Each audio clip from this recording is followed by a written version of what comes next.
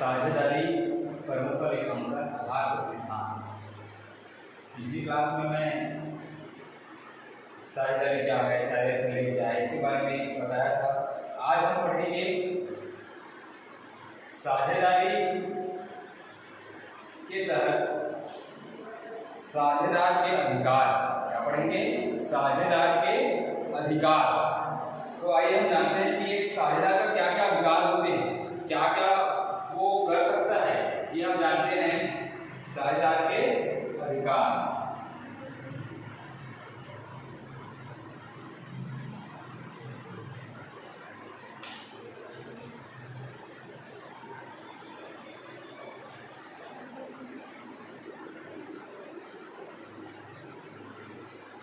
साझेदार के अधिकार हम पढ़ते हैं। पहला अधिकार होता है साझेदार का संचालन में भाग। एक साझेदार का यह अधिकार होता है कि वो फर्म के संचालन के समय भाग ले सकता है, वो भी निर्णय कुछ ले सकते हैं, ऐसा है। तो संचालन में उसका भाग लेने का अधिकार होता है, पहला है।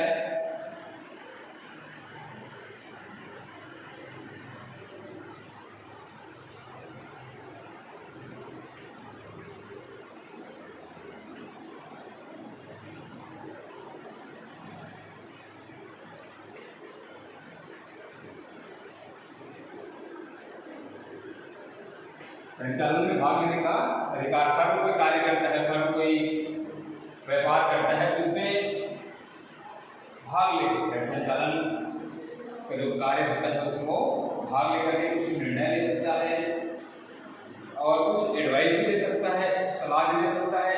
इस प्रकार से वो संचालन में भाग लेने का अधिकार एक साझेदार को रहता है। दूसरा है निरीक्षण का अधिकार। क्या है? दूसरा है निरीक्षण का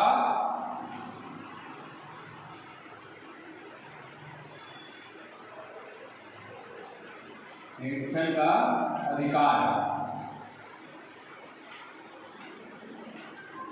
निरीक्षण का अधिकार।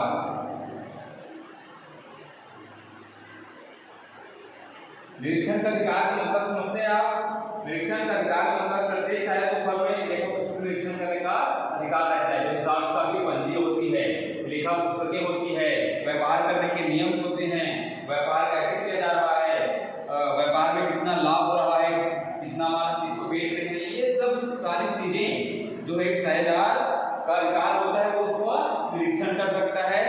यही उसका निरीक्षण करने का अधिकार होता है, मैंने बताया था।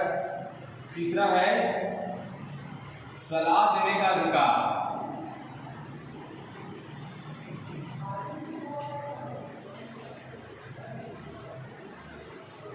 क्या है तीसरा?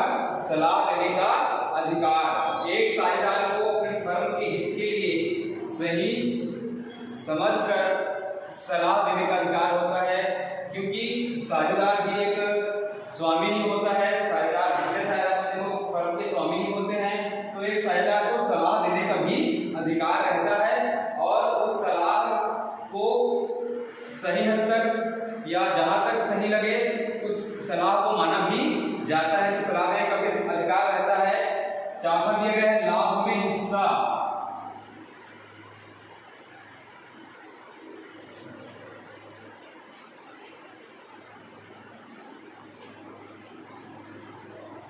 चौथा है लाभ में हिस्सा। जब फर्म को कोई लाभ हो तो उसमें वो लाभ पाने का भी अधिकारी होता है। तो इस प्रकार से हम प्रत्येक साझेदार को फर्म में लाभ हिस्सा पाने का अधिकार होता है। अगला हम जानते हैं पांचवा क्या है, क्या अधिकार रहते हैं? पांचवा क्या है?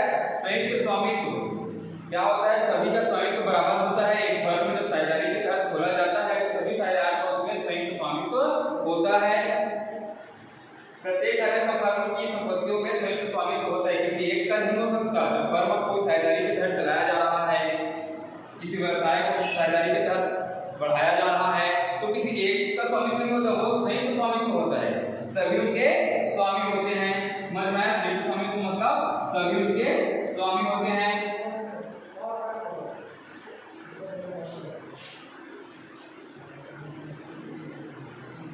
सभी संयुक्त स्वामित्व होते हैं। तो सभी का ये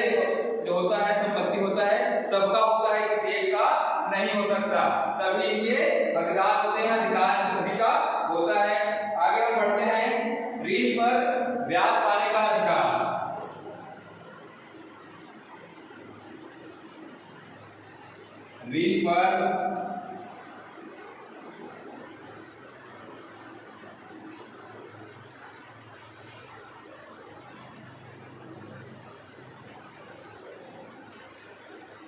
छठवां अधिकार होता है ऋण पर ब्याज पाने का अधिकार। अब ऋण पर ब्याज पाने का अधिकार मतलब ये है कि जब कोई फर्म साझेदारी के तहत करने के लिए समझौता होता है उनके सभी साझेदारों के बीच में, तो जनरली हम देखते हैं, आमतौर पर देखते हैं कि सभी साझेदार कुछ न कुछ पूंजी लगाता है। शुरुआत में कोई पूंजी लगा करके विशेष सलाहकार होकर के साझेदार बनता है। तो शुरुआत में पूंजी लगाने के बाद अगर कोई अतिरिक्त पूंजी लाता है, जब कोई साझेदार अतिरिक्त पूंजी लाता है फर्म को चलाने के लिए, तो उस ऋण पर वो क्या हो गया, फर्म का ऋण हो गया। जब कोई साझेदार एक्स्ट्रा पूंजी लगाता है साझेदारी व्यापार में, तो वो क्या हो जाता है, फर्म का ऋण हो जाता है। तो बताया जा रहा है कि ऋण पर ब्याज पाने का अधिकार, अगर कोई ऋण साझेदार द्वारा ही दिया गया है तो वो ब्याज पाने का अधिकारी होता है। इस प्रकार से ऋण पर ब्याज पाने का अधिकार साझेदार को होता है। प्रत्येक साझेदार को अन्य साझेदारों की सहमति या साझेदार और कितना ऋण पाने का अधिकारी होता है, जब कोई विशेष समझौता नहीं हुआ है कि भैया हमें 8% देंगे, 10% देंगे ब्याज। अगर ऐसा समझौता नहीं हुआ है, परसेंट कोई बात नहीं हुई है, समझौता नहीं हुआ है, तो साझेदारी नियम के तहत उसे 6% ब्याज देना पड़ता है। तो क्या है, 6% ब्याज देना पड़ता है। आगे हम बढ़ते हैं, अवकाश ग्रहण करने का अधिकार। सातवां जो अधिकार होता है साझेदार को है अवकाश ग्रहण करने का अधिकार।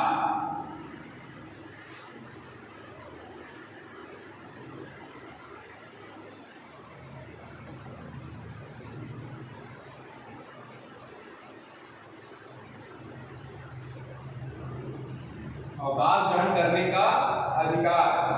सभी साझेदार जब एक साझेदारी फर्म में सम्मिलित होते हैं, कार्य करते हैं, और किसी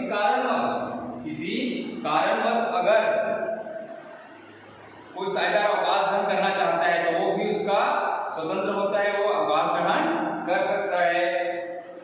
प्रत्येक साझेदार को अन्य साझेदारों की सहमति या साझेदारी संलेख के प्रावधान के अनुसार अवकाश ग्रहण करने का अधिकार होता है। जिस प्रकार से साझेदारी संलेख में नियम कायदे बनाए गए हैं, उसी नियम कायदे को मानते हुए कोई भी साझेदार, प्रत्येक साझेदार को अवकाश ग्रहण करने का स्वतंत्रता प्राप्ति होती है, क्योंकि अवकाश ग्रहण संलेख के अनुसार ही होना चाहिए।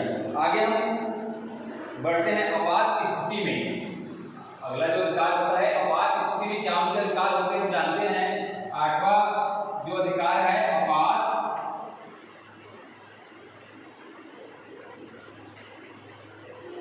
स्थिति। अगला जो अधिकार है आपात स्थिति। आपात का प्रत्येक साझेदार को अपनी ड्यूटी के अनुसार कार्य करने का अधिकार होता है। जैसे कि कोई आपातकालीन स्थिति आ गई और साझेदार किसी एक साझेदार को या कोई भी साझेदार को अगर वही पर निर्णय लेने का आवश्यकता पड़ता है, तुरंत निर्णय लेने का आवश्यकता होता है, शीघ्र निर्णय लेने होते हैं, तो आपातकालीन स्थिति में किसी भी साझेदार को निर्णय लेने का अधिकार होता है। उसका निर्णय फर्म का निर्णय माना जाता है। तो हम आगे बढ़ते हैं।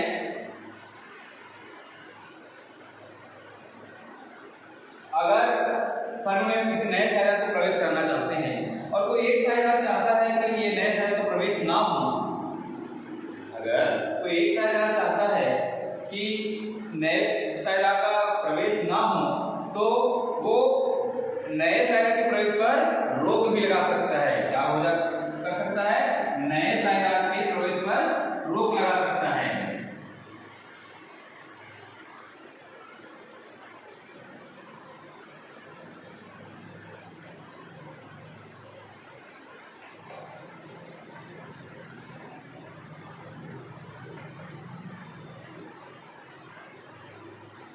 क्या कर सकता है, नए साझेदार के प्रवेश पर कोई एक साझेदार अगर नहीं चाहता है तो नए साझेदार के प्रवेश पर रोक लगा सकता है। जनरली हम देखते हैं, आमतौर पर हम देखते हैं कि जब सभी साझेदार परस्पर सहमत होते हैं, आपस में सहमत होते हैं, तभी किसी नए साझेदार को प्रवेश दिया जाता है। लेकिन अगर किसी एक साझेदार को सहमति नहीं है तो वो एक साझेदार भी नए साझेदार के प्रवेश पर रोक लगा सकता है। आगे हम जानते हैं, इसको मिटा रहा हूं, आगे हम पढ़ेंगे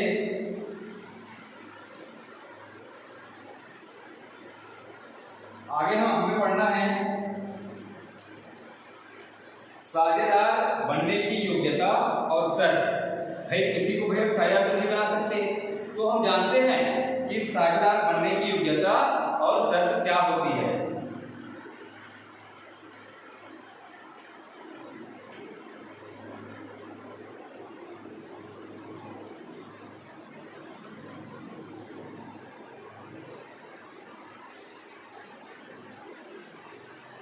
योग्यता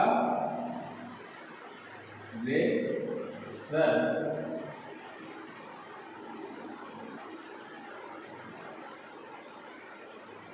जब हम साझेदारी प्रारंभ करते हैं तो किसी को भी हम साझेदार नहीं बना सकते। साझेदार बनाने के लिए या बनने के लिए फिर कोई विशेष योग्यता होती है जो साझेदारी अधिनियम के तहत फॉलो करने होते हैं, कुछ शर्त भी होते हैं। तो आगे हम जानते हैं कि भाई साझेदार बनने के लिए क्या योग्यता होनी चाहिए, क्या शर्त होनी चाहिए, ये सब हम जानते हैं। पहला, साझेदारी संलेख के अनुसार फर्म बनाई जाती है एवं साझेदारी संलेख ठहराव अनुबंध जिस व्यक्ति के अनुबंध में क्षमता योग्यता होती है वो फर्म का साझेदार बन सकता है। साझेदार क्या होता है? साझेदारी फर्म के साझेदारी संलेख के अनुसार ही फर्म साझेदारी व्यापार करने के लिए बनाए जाते हैं। साझेदारी संलेख एक ठहराव अनुबंध होता है जिस पर योग्यता क्षमता वाले कोई भी व्यक्ति साझेदार बन सकते हैं। पहला तो दिया गया है जिस व्यक्ति का, पहला क्या दिया है? जिस व्यक्ति का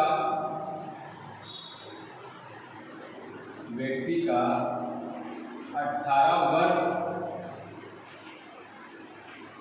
पूर्ण है तभी वह साझेदार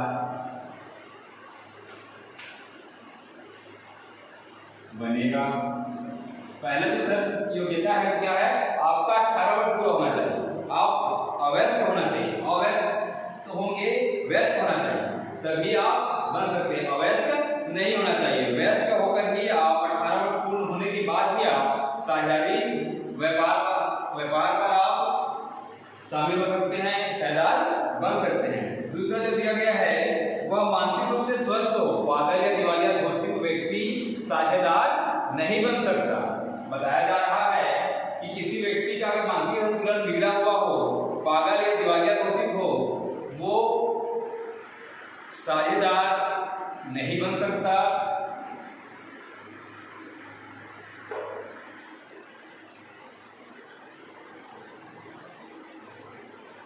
वह मानसिक रूप से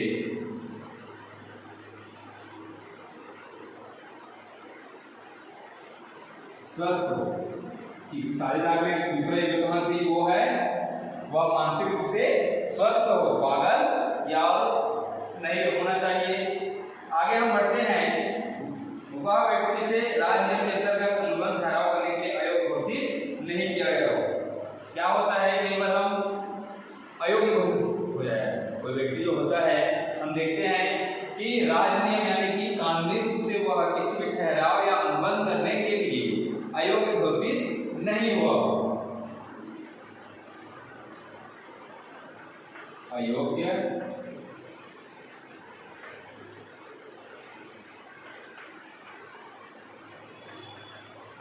घोषित नहीं हुआ। क्या? अयोग्य घोषित, राज्य नियम यानी कानून के तहत वो अयोग्य घोषित नहीं हुआ हो, तभी स्थिति में वो एक साझेदार बनने का योग्यता रखता है। अब ये सभी बातें आपके अंदर होनी चाहिए। किसी साझेदार फर्म पर साझेदार बनने के लिए इस प्रकार की योग्यता आपको अनिवार्य है, तभी आप साझेदार या कोई व्यक्ति साझेदार बन सकता है। आगे हम पढ़ेंगे सीमित दायित्व साझेदारी और असीमित दायित्व साझेदारी। ये असीमित दायित्व साझेदारी और सीमित दायित्व साझेदारी क्या होता है हम आगे में पढ़ते हैं। हम धीरे धीरे पढ़ रहे हैं और आगे बढ़ रहे हैं। किसी भी पाठ्यक्रम से किसी चैप्टर को पढ़ने से पहले हम उनके बारे में डिटेल जानने बहुत जरूरी होती है, ताकि हमें आगे कोई समस्या ना हो। इसीलिए हम इस थ्योरिकल को हम अच्छे से जान रहे हैं। तो आगे हम पढ़ेंगे असीमित दायित्व साझेदारी और सीमित दायित्व साझेदारी। ये क्या होता है जानते हैं। इसमें जब मैं आपको बताऊंगा अंतर स्पष्ट आपको पता चलेगा। आपको ज्यादा इसमें सोचने वाली बात नहीं है, तो हम जान लेते हैं कि ये क्या है। हम इसमें बताते हैं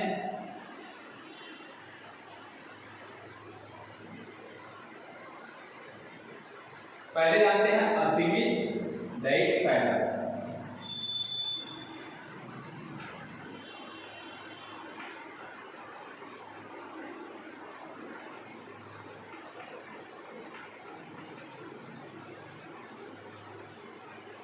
साझेदार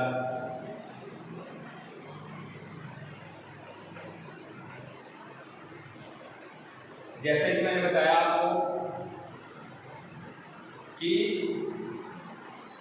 असीमित दायित्व साझेदार और सीमित दायित्व साझेदार दोनों ही के बारे में हम आगे जानते हैं। पहला मैंने लिखा है ब्लैक बोर्ड पे, असीमित दायित्व साझेदार। साधारण साझेदारी में साझेदारों का दायित्व असीमित होता है। यदि किसी कारणवश फर्म की संपत्ति या दायित्व को भुगतान करने में असमर्थ है, तो साझेदारों की व्यक्तिगत संपत्ति का प्रयोग फर्म के दायित्व को भुगतान करने में किया जाता है।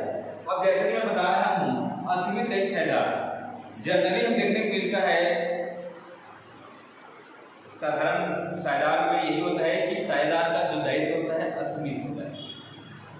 जब किसी कारणवश या फर्म की इच्छा के अनुसार फर्म को समापन की घोषणा की जाती है या फर्म को बंद करने का निर्णय लिया जाता है, साझेदारी समाप्त करने का निर्णय लिया जाता है, और उस समय जब हम अपने दायित्व का निर्वहन करेंगे, हम क्या करेंगे दायित्व का निर्वहन करेंगे। अगर उस दायित्व को निर्वहन करने के लिए हमारी फर्म की संपत्ति अगर कम पड़ती है, हम देखते हैं अपने दायित्व को निर्वहन करने के लिए कोई भी फर्म या जब से समापन घोषणा की जाती है तब अपनी संपत्ति को बेचकर दायित्वों का निपटारा किया जाता है। लेकिन अगर अपने दायित्वों का निपटारा करने के लिए फर्म की संपत्ति कम पड़ती है, तो साझेदार के व्यक्तिगत संपत्तियों को फर्म के दायित्व का निर्वहन करने के लिए उपयोग किया जाता है। क्या हो गया ये असीमित दायित्व साझेदार हो गया। क्या हो गया फर्म की दायित्वों को निर्वहन करने के लिए साझेदार के व्यक्तिगत संपत्ति का उपयोग किया जाता है। फिर क्या हो गया असीमित दायित्व साझेदार। समझ में आई बात। व्यक्तिगत संपत्तियों को उपयोग किया जाता है फर्म की दायित्व को पूरा करने के लिए, इसीलिए इसे असीमित दायित्व साझेदार कहा जाता है। कि आप फर्म का किसी भी नहीं ले सकते अपने दायित्व को, आपके व्यक्तिगत संपत्तियों से इसका उपयोग किया जाएगा फर्म के दायित्व को पूरा करने के लिए। आगे हम पढ़ते हैं सीमित दायित्व साझेदार।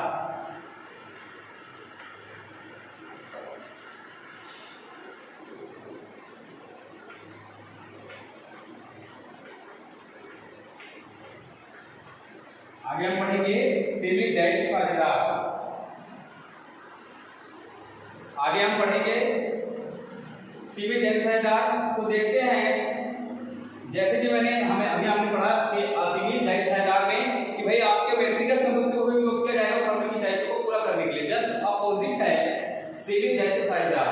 अगर हम फर्म को साझेदारी व्यापार को बंद करने या समापन करने की घोषणा करते हैं और दायित्व को पूरा करने के लिए अगर फर्म की संपत्ति कम पड़ती है, तो हमारे व्यक्तिगत संपत्ति से उसे दायित्व पूरा नहीं किया जाएगा।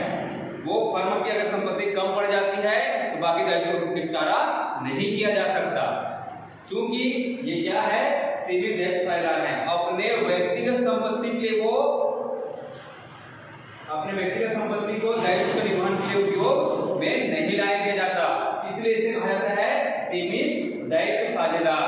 मतलब कि फर्म की संपत्ति जो है फर्म के ही काम आए, उससे अगर दायित्व ज्यादा होता है तो हम उसका कोई भी लेना देना साझेदार के व्यक्तिगत संपत्ति से नहीं होता। तो आज हम बच्चों इतना ही पढ़ते हैं, आगे हम अगली क्लास में पढ़ेंगे। और मैं आपको बता दूं कि जब भी हम इसको आप इस वीडियो को देखें तो अपना बुक खोल